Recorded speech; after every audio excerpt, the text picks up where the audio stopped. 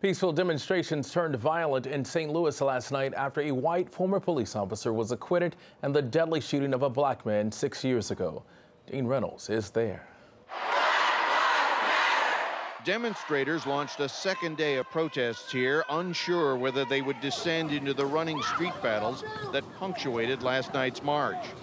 With Mayor Lyda Krewson at his side, St. Louis Police Chief Lawrence O'Toole last night praised his officers, several of whom were injured. Our officers have been very tolerant and have used great restraint.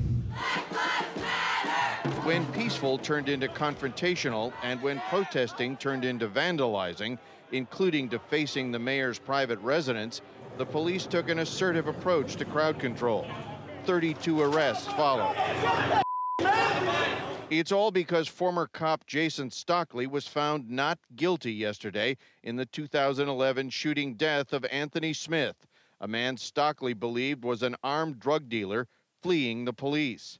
Prosecutors said Stockley had planted a gun in Smith's car after shooting him 5 times to make it look as though his death was justified. But a judge ruled there was no proof of that and acquitted Stockley, who later spoke to the St. Louis Post-Dispatch. I did not murder Anthony Lamar Smith. Stockley left the St. Louis Police Department 4 years ago and now lives in Houston. But the high-speed chase and subsequent shooting here remain fresh in his mind. It feels like a burden is lifted, but the burden of having to kill someone never really lifts.